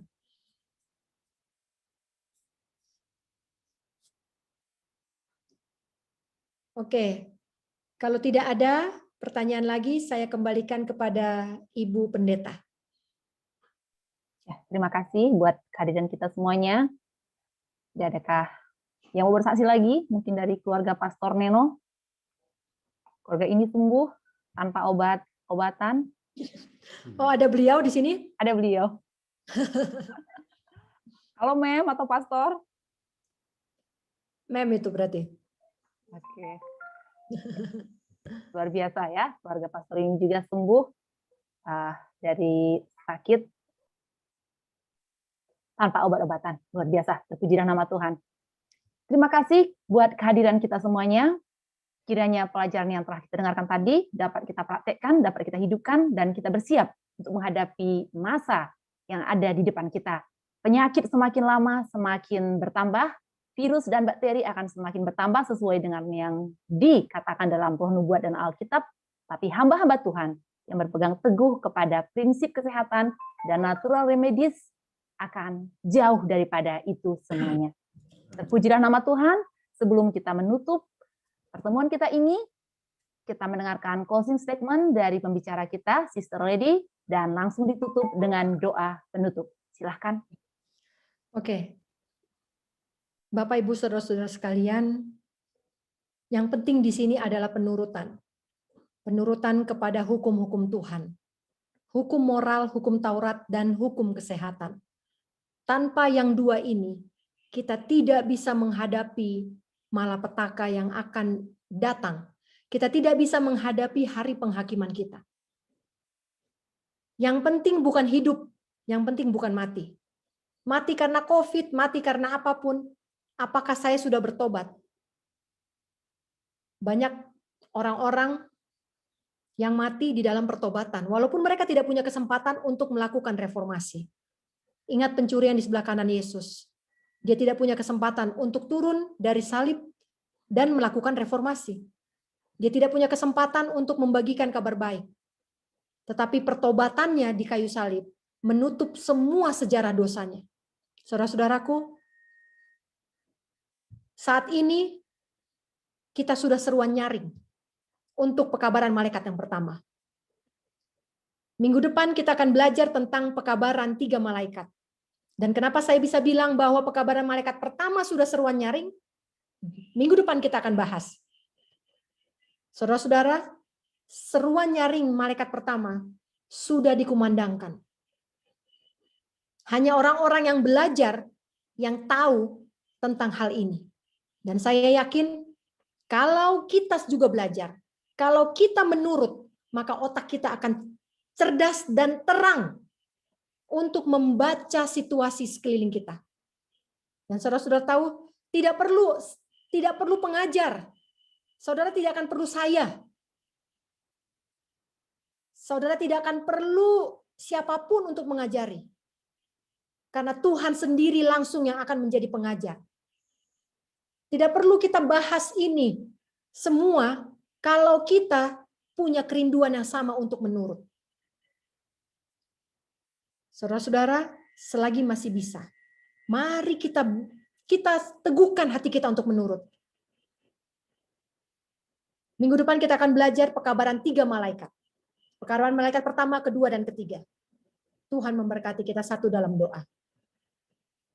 Bapa dalam surga, kami puji nama-Mu oleh karena kami setelah menyelesaikan pekabaran pembahasan yang terakhir tentang reformasi kesehatan. Ya Bapa kami dalam surga, sedikit yang kami ketahui, tetapi biarlah ini semua dapat kami praktikkan dalam hidup kami. Dan kami tidak akan menunda-nunda waktu untuk menurut kepada hukum kesehatan.